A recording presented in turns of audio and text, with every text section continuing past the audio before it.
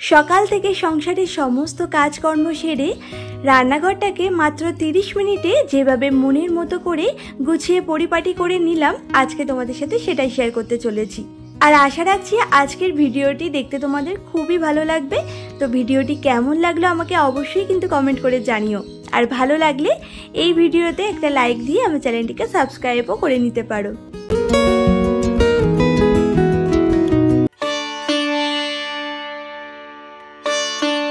সুপ্রভাত বন্ধুরা, কেমন আছো তোমরা সবাই? আশা করছি সবাই খুব ভালো আছো, আর আমরাও বেশ ভালো আছি। আমার আরও একটি নতুন ভিডিওতে তোমাদের সবাইকে অনেক অনেক ভালোবাসা আর অনেক স্বাগত জানিয়ে আজকের ভিডিওটি শুরু করলাম। প্রতিদিন আমি ঠিক কত রাতে ঘুমাই তোমাদের সাথে আজকে একটু শেয়ার করলাম।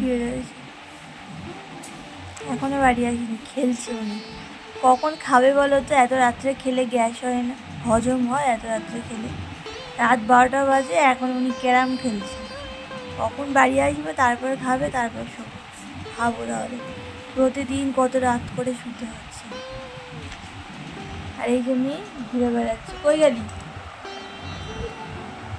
ওই যে কী করছিস ওখানে বসে? ওর এখন দিনের বেলা, সকাল, এখন ওখানে বসে খেলছে। কোথায় ঘুমাবে তা না, রাত্রেবেলায় এখন ওর দিনের বেলা। এখন রাত 12টা, ওর কাছে এখন কিছুই নেই। ফিরে এলাম পরের দিন, মানে আজ হলো রবিবার, আর এখন সময় হচ্ছে ওই 7:30টার মতো। তো এখন থেকেই ব্লগটা শুরু করলাম। তোমাদের সাথে একটু আগের দিনের ব্লগটা শেয়ার করলাম, দেখতেই পেলে। তখনও পর্যন্ত আমার খাওয়া দাওয়া কিচ্ছু হয়নি। তোমাদের দাদাভাই ওই যে ক্যারাম বোর্ড খেলতে গেছে, ও আসবে, তারপরে খাবো, তারপরে শোবো। মানে ভাবো প্রতিদিন কত রাত করে আমার শুতে হয়। আর এই সকালবেলায় উঠে তারপরে তো চলতেই থাকে একের পরে এক কাজ। মানে আমার অবস্থা কি বুঝতেই পারছো। আর আজকে জানো তো, আগে বাসি কাজকর্মটা সেরে নিয়েছিলাম, তারপরে চাটা খেয়ে গাছগুলোতে জল দিলাম, দেখতেই পেলে। তো জল টাল দিয়ে তারপরেই আমি ছাদে এসেছিলাম। কিছু জামা কাপড় ছিল গতকালকের, সেগুলো না শুকায়নি, হালকা হালকা ভেজা ছিল, তো সেগুলোই এনে মেলে দিই। এইসব জামা কাপড়গুলো কালকে কেচেছিলাম, তো একটা জামা কাপড় কিচ্ছু শুকায়নি, তো ওই জন্য এখন এসে মেলে দিলাম। আর আজকেও মেঘ করে আছে আকাশে, মনে হচ্ছে বৃষ্টি হতে পারে। তো এখন তো একটু রোদ আছে, তো ততক্ষণে যদি টেনে নেয় এগুলো দিয়ে গেলাম। আর এই বর্ষাকালে একটা সমস্যা, বারবার মানে আসতে হয় ছাদে, জামা কাপড় বারবার তোলো, বারবার মেলো, এই বৃষ্টি, এই রোদ। তাই নিচে গিয়ে আবার অনেক কাজ আছে, সেগুলো সারি। তো চলো দেখতে থাকো। আর ছাদে যাবার কিছুক্ষণ আগে জানো তো ভাতটা বসিয়ে দিয়েছিলাম। তারপরে যখন দেখলাম উতাল চলে এসেছে, তারপরে তো ঢাকনাটা নামিয়ে মানে গ্যাসটাকে কমিয়ে দিয়ে তারপরেই ছাদে গেছিলাম। তাহলে ফ্যানটাও আর পড়বে না, কোনো সমস্যা হবে না। ওইদিকে ভাতটাও আস্তে আস্তে হবে, আর আমি আমার কাজটাও কমপ্লিট করে নিতে পারবো। তো যাই হোক, ওইদিকে ছাদের কাজটা কমপ্লিট করে দেখতেই পেলে নিচে এসে না আগে ভাতটা উপর দিয়ে নিলাম, আর তারপরে এই যে ঘরটা ডাস্টিংও করে নিচ্ছি। আর আজকে জানো তো এক জায়গায় যাব বিকেলবেলায়, মানে আজকে হেয়ার কাট করাবো, তাও প্রায় অনেক বছর পর।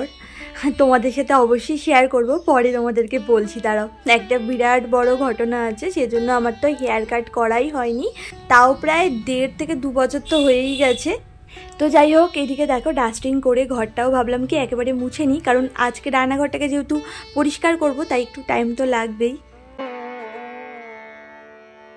জয়ী অ্যান্ড মম আইডি থেকে আমাকে দিদিভাই বলেছিলে, তোমার ভিডিওগুলো খুব ভালো লাগলো, আমি নতুন, পাশে থাকবে। হ্যাঁ গো দিদিভাই, আমি অবশ্যই চেষ্টা করব তোমার পাশে থাকার। আর আমার পাশে থাকার জন্য তোমাকে অনেক অনেক ধন্যবাদ জানাই। সিম্পল উইথ জলি ব্লগ থেকে আমাকে দিদিভাই বলেছিলে, হাই আমি নতুন, আমার পরিবারে জয়েন্ট হয়ে যাও। এইভাবে যদি আমি তোমার চ্যানেলে জয়েন্ট হয়ে যাই, তাতে কিন্তু তোমার চ্যানেলেরই অনেক বড় ক্ষতি হবে। সেটা তুমি হয়তো জানো না, তুমি হয়তো নতুন, সেজন্য তুমি এই ধরনের কমেন্ট করেছো। তবে তোমাকে শুধু একটা কথাই বলবো, এই ধরনের কমেন্ট তুমি কাউকেই করো না, তাতে কিন্তু তুমি নিজের ক্ষতি নিজেই করছো। কথাই বলে না, নিজের পায়ে নিজে কুড়োল মারা, সেই অবস্থা। জানো তো, এই ধরনের কমেন্টগুলো ইউটিউব স্প্যাম হিসাবে ধরে। যখন দেখবে তুমি অনেক বেশি স্প্যাম করছো, তখন ধীরে ধীরে কিন্তু তোমার চ্যানেলের রিচ একদম ডাউন করে দেবে। আর তখন কিন্তু তোমার চ্যানেলের অনেক বড়সড় ক্ষতি হয়ে যাবে। তার থেকে বরং তুমি চেষ্টা করো তোমার কন্টেন্টগুলোকে খুব ভালোভাবে তৈরি করতে, যাতে সকল মানুষের তোমার ভিডিওটা দেখতে খুব ভালো লাগে আর আপনা আপনিই দেখবে সে তোমার চ্যানেলটিকে সাবস্ক্রাইব করে নেবে। এর জন্য না কাউকে বলে বলে কখনো সাবস্ক্রাইব করানো যায় না। সাবস্ক্রাইব যদি সে করেও একদিন হয়তো তোমার ভিডিও দেখবে কি 2 দিন দেখবে, তার বেশি কিন্তু আর সে দেখবে না। এতে কিন্তু তোমার চ্যানেলে অনেক বড় ক্ষতি হবে। তার থেকে কেউ যদি তোমার ভিডিওগুলো ভালোবেসে দেখে তাহলে দেখবে সে তোমার প্রত্যেকটা ভিডিওই দেখবে, আর এইভাবে আস্তে আস্তে তোমার ভিউজ বাড়বে। আর ভিউজ বাড়লে ইউটিউব কিন্তু তখন তোমার চ্যানেলের রিচটাও বাড়িয়ে দেবে, আর তখন কিন্তু তোমার চ্যানেলটা গ্রো করবে। নইলে কিন্তু তোমার চ্যানেলটা একদম ডাউন হয়ে যাবে। এবার তোমার ব্যাপার, আমি তো আমার মতো সাজেশন দিলাম, এবার ঠিক করো তুমি কি করবে। প্রিয়াঙ্কাস ডেইলি ব্লগ থেকে আমাকে দিদিভাই বলেছিলে খুব সুন্দর, খুব ভালো লাগলো ভিডিওটা। থ্যাংক ইউ গো এত মিষ্টি করে আমাকে কমেন্ট করার জন্য, আর অনেক অনেক ভালোবাসা নিও দিদিভাই। আর আজকে যেহেতু রবিবার, আর রবিবার করে তো আমাদের বাড়িতে নিরামিষ আইটেমই হয়, তো আজকে ওই জন্য না পাস্তা রান্না করেছিলাম, তাও আবার পুরো নিরামিষভাবে। তো তোমাদের দাদাভাইকে দিয়ে দিলাম, আর এর মধ্যে না বেশি করে একটু সস দিয়েছিলাম, তার জন্য খেতেও বেশ ভালোই হয়েছিল। এই শুরু হলো মেলা তোলা। দেখো জামা কাপড় বলেছিলাম না বৃষ্টি হবে, আবার তুলতে হবে, ঠিক তাই। এই যে এখন ঝিরঝিরে বৃষ্টি পড়ছে, তাই জামা কাপড় নিয়ে না। এদিকে রান্নাঘরের কাজ বাজ সারতে সারতে ওইদিকে দেখলাম কি ঝমঝম করে বৃষ্টি নেমে গেছিলো। তাড়াতাড়ি করে গিয়ে জামা কাপড়গুলোকে নিয়ে এসে ঘরে রেখে দিলাম। এখনও জানো তো অনেকগুলো জামা কাপড় হালকা হালকা ভেজা আছে, পুরো শুকায়নি। তো ভাবছি পরে ঘরে দড়িতে দিয়ে দেবো। এখন তো সময় একদমই নেই হাতে, খুব তাড়াতাড়ি করে কাজগুলো সারছি। আর আজ যেহেতু রবিবার সেজন্য একটু সুবিধা হয়েছে, আজকে মামামের স্কুলটা নেই, তাই ভাবছি রান্নাঘরটাকে একটু ভালো করে ক্লিন করব। রান্নাঘরটাকে মনের মতো করে একদম পরিপাটি করে গুছিয়ে নেব। সেরকম তো রান্নাঘরে আমার কোনো র্যাক ট্যাক নেই, মানে আজ পর্যন্ত কেনাই হয়নি। আসলে টাকা পয়সার একটু অসুবিধা ছিল অনেকটা দিন ধরে, যেহেতু নতুন ঘর একটু একটু করে কমপ্লিট করা হচ্ছে, সেজন্য না বাড়তি কোনো খরচ বাড়াচ্ছিলাম না। তো যা আছে সেই দিয়েই কিন্তু চালাচ্ছি। আর আমার এই রান্নাঘরটার বয়স কিন্তু খুব একটা বেশি দিন না, 3 বছর মতো হয়েছে। আর ইচ্ছে আছে তো রান্নাঘরটাকে খুব সুন্দর করে একদম মনের মতো করে গোছানোর, তবে এখন তো সেটা সম্ভব হবে না। এখন ওই যা যা আছে সেরকমভাবেই গোছাতে হবে, সেগুলো দিয়েই আর কি। আর যেদিন আমি নিজে কিছু করতে পারবো, ইচ্ছা আছে আমার নিজের উপার্জন করা টাকা দিয়ে কিন্তু রান্নাঘরটাকে খুব সুন্দর করে সাজাবো। অনেক র্যাক কিনবো, মানে যে কন্টেনারগুলো রাখার জন্য না কিছু র্যাকের খুব প্রয়োজন। আর এমনিতেও রান্নাঘরটা বড্ড ছোট, তার জন্য না খুব অসুবিধা হয়, তাই এইভাবে এখানে সেখানে রেখে দিই। আর কি করব। আর অবশ্যই সেটা গুছিয়ে রাখি, আর গুছিয়ে না রাখলে তো এইটুকু জায়গার মধ্যে কোনোভাবেই ম্যানেজ করা যেত না। ওই গুছিয়ে রাখি বলেই ম্যানেজ করা যাচ্ছে। তবু কিছু র্যাক আনলে বেশ দেখতেও ভালো লাগতো। উপরে বেশ হ্যাঙ্গিং যে টপগুলো হয় না, ওইগুলো ভাবছিলাম যে রান্নাঘরে কয়েকটা রাখবো। তারপরে ওই যে মানি প্ল্যান্ট গাছগুলো ঝুলে ঝুলে পড়বে, বেশ ভালো লাগে দেখতে। আর উপরে কিছু কন্টেনার থাকবে তার সাথে। তো এরকমভাবে তো সাজানোর ইচ্ছা আছে, তো দেখা যাক কবে করতে পারি। আর তোমাদের সাথে তো অবশ্যই শেয়ার করব।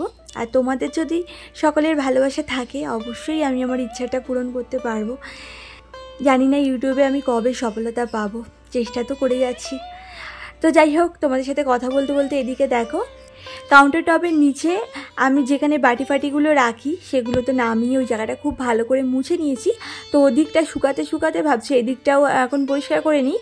আর এদিকটাও দেখো সমস্ত কন্টেনারগুলো রাখি সেগুলো নামিয়ে নিয়েছি, আর নামিয়ে খুব ভালো করে এখন মুছে নিচ্ছি।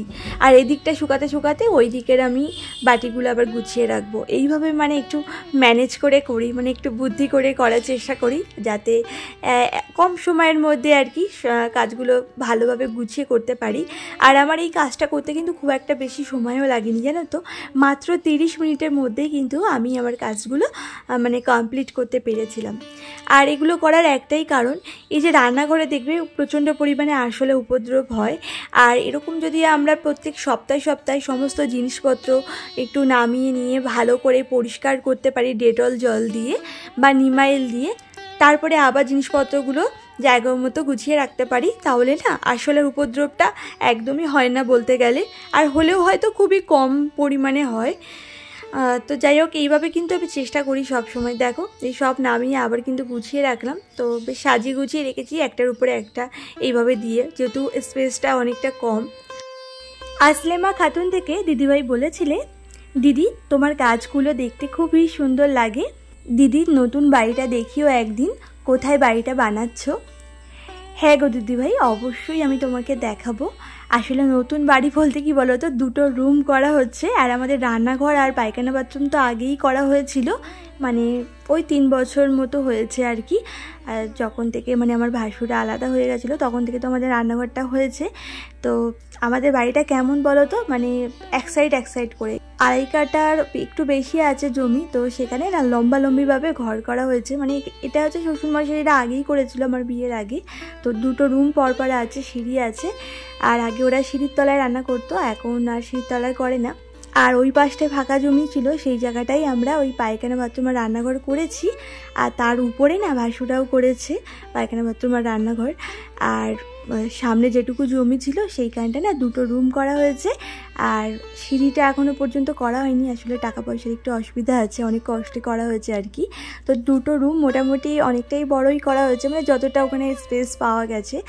আর সিঁড়িটা পরে করা হবে, মানে এই 2টো রুম আগে কমপ্লিট হয়ে যাবে, থাকতে শুরু করব, টাকা পয়সা সব শোধ হয়ে যাবে, তারপরে না ওইখানে সিঁড়ি করার ইচ্ছে আছে। আর ওই সিঁড়ির নিচে একটা লিভিং রুম টাইপেরও করার ইচ্ছে আছে। সিঁড়িটা করে না খানিকটা জায়গা থাকবে ওখানে, আর অবশ্যই আমি তোমাকে একদিন দেখাবো। এখানে সব সরিয়ে দেখো মুছে টুচে আবার সব সাজিয়ে গুছিয়ে রাখলাম, সেরকম একটা তো স্পেস নেই, তো যেটুকু আছে সেটুকুর মধ্যেই রাখলাম আর কি। সর্বাণীর ছোট্ট সংসার থেকে দিদিভাই বলেছিলে, বেশ ভালো লাগলো দিদিভাই, অনেক অনেক ভালোবাসা নিও। থ্যাংক ইউ গো দিদিভাই, এত মিষ্টি করে আমাকে কমেন্ট করার জন্য, আর তুমিও আমার অনেক অনেক ভালোবাসা নিও গো। আর উমার গল্প কথা থেকে দিদিভাই বলেছিলে, আজকে লাইক দিয়ে কাজকর্ম, পাস্তা, মাংস, জামাকাপড় গোছানো, কাচাকুচি, কমেন্ট পড়া সবটাই খুব সুন্দর লাগলো। প্রথমেই তোমাকে বলি, অনেক অনেক ভালোবাসা নিও দিদিভাই, এত মিষ্টি করে আমাকে কমেন্ট করার জন্য। আর এসএস ফ্যামিলি থেকে আমাকে বলেছিলে, অপূর্ব সুন্দর একটি ব্লগ দেখলাম। থ্যাংক ইউ গো, এত সুন্দর করে আমাকে কমেন্ট করার জন্য, খুব ভালো থেকো তুমি, আর অনেক অনেক ভালোবাসা নিও। তো যাই হোক, তোমাদের সাথে কথা বলতে বলতে দেখো ওইদিকে আমার মোটামুটি সমস্ত জিনিস বেশ পরিপাটিভাবে গুছিয়ে নেওয়া হয়ে গেছে। তারপরে রান্নাঘরটাকে না খুব ভালো করে একদম ক্লিন করে নিলাম সার্ফের জল দিয়ে। আর আজকে জানো তো পার্লারে যাব বিকেলবেলায়, তোমাদেরকে আগেই বললাম, হেয়ার কাট করাতে। আর আজকে না অনেকটা হেয়ার কাট করাতে হয়েছে জানো না, যেহেতু আমার চুলটা অনেকটা ড্যাম পড়ে গেছিলো, তলাটা 1.5 বছর ধরে তো চুল কাটাই হচ্ছিল না, অপারেশন করা হয়েছিল বলে। আর আমার মাথার এক সাইডে চুল তো পুরো কেটে দিয়েছিল কানের অপারেশনের সময়, পুরো ন্যাড়া করে দিয়েছিল। তাই ভাবছিলাম ওই চুলগুলো আগে বড় হোক, তারপরে একবারে হেয়ার কাট করাবো। অনেক দিন পরে একটু শান্তি পেলাম জানো তো, চুলগুলোর অবস্থা খুবই খারাপ হয়ে গেছিলো, ওষুধ খেয়ে খেয়ে চুলগুলো তো উঠতে উঠতে একদমই এখন আর মাথায় চুল নেই বলতে গেলে। তো চলো বন্ধুরা, আজকের ভিডিওটা এই পর্যন্তই। সবাই ভালো থেকো, সুস্থ থেকো।